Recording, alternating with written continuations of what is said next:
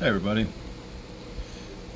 This amazing little fish we are looking at is a Crenichicla compressiceps. It is a Dwarf Green Pike Cichlid, and it'll get about 4 inches long. I've seen everywhere from 3 to 5. You know how that goes. It just depends on what site you go to look at. Best I can tell, it's probably going to get about 4 inches. It is a cichlid, so it can be fairly aggressive, but this is what I actually wanted to talk about right here, is the aggression that I'm getting between this rainbow shark and this dwarf pike here. And just on a side note, it is called a dwarf pike cichlid because of its shape and not because it is in any way related to a pike. This is a Central American cichlid. So I was talking the other day about, moving this fish here, moving that fish there, and now that I've got this tank available, I can do this and I can do that. And one of the things I considered was moving this Crenichicla into my Central American tank with my T-bar cichlid, because I think that would look good. It would certainly work well. And then I was going to move the shark into my new 125 that has all of my African themed fish in it. And he would work color-wise and everything in there. But I got to thinking about it again this morning. I have a lot of tanks and I got a lot of options as I sit here and, think about what I can and can't do. And that is the tank I was considering putting the shark in.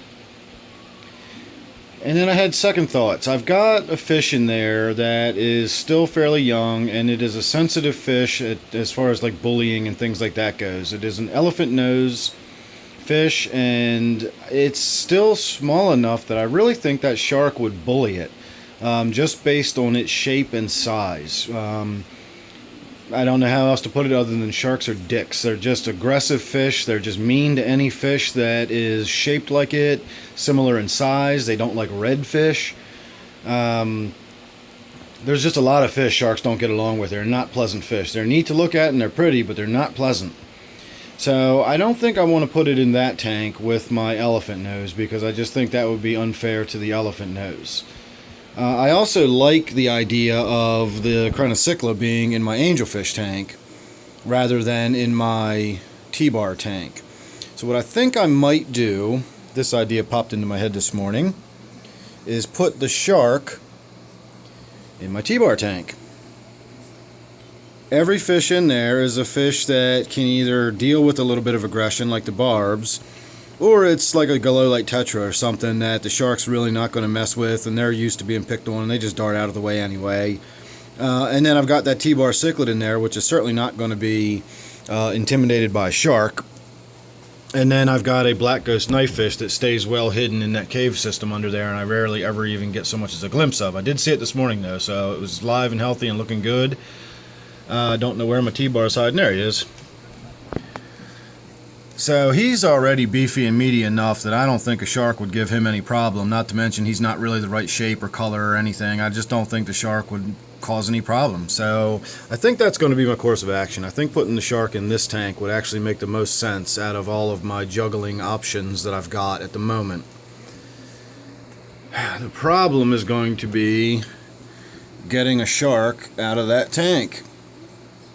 Can you imagine what that's going to be like, trying to get that son of a gun out of there?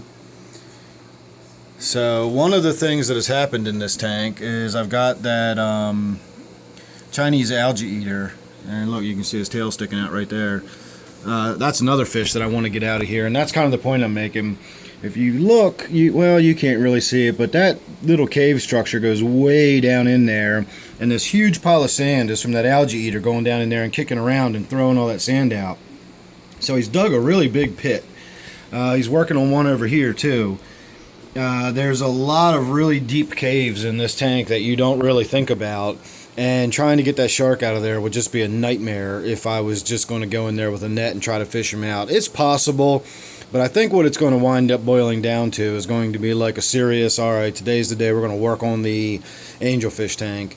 I've already talked about I want to remove this pennywort that I planted right up front. I want to restructure the caves a little bit. I'm probably going to pull that stick with all that Anubias and Java attached to it out of there. So this tank's kind of in the middle of getting ready to undergo a bit of an overhaul anyway. So I don't know when all of this is going to happen. That Crenichicla really loves that cave if he tries to claim it every time he can. And I say he because I hope it's a male. I don't know for sure yet. It's still juvenile, but I'm really hoping. I got one, you know, pretty colorful and pretty elaborate compared to the others in the tank, so I'm hoping I got the male. And I'm really, really excited about watching this fish grow up. He is just really, really cool. I've wanted one of these for a long time, so... At any rate, this tank is probably going to be undergoing that sort of big overhaul, like spend a day working on the tank kind of day. I don't know when that'll be. The mood will strike me, and before I know it, I'll just be doing it. That's why I always say subscribe to my channel, because the updates are kind of sporadic. I just sort of do them when I do them, and they're, you know, I certainly don't do a regular Friday video series or anything like that. It's hit or miss with me. So one day the mood will strike me, and I'll get in there and I'll spend the day tearing this tank apart, and wham, the next video you're going to see a completely different tank, or something like that. So those changes are coming up soon. Look forward to it, and as always, look forward to any other updates I got, you know, my Around the World update series. And then of course I'm going to be talking much more about my water system, and nitrates. They were here today. I learned a lot. No thanks to them. I actually got somebody that was a rookie and in training, and I actually was able to give him a good schooling. But because I know how to ask questions, I was able to find out some answers that he didn't know he was giving me. I figured it out on my own. So I figured out why my nitrates were still in the water, and my softening system was not actually removing the nitrates. It was my fault. It was something I did. I'll get into that and explain it. And then of course I'm going to do the video here real soon where I just actually talk about my water system itself and how it works and what it does and how ion exchange resins work and what a water softener is and blah blah blah, the whole 9 yards. I have a very elaborate water system, and I'll get into all that in my next video. So there's my new Crenichicla.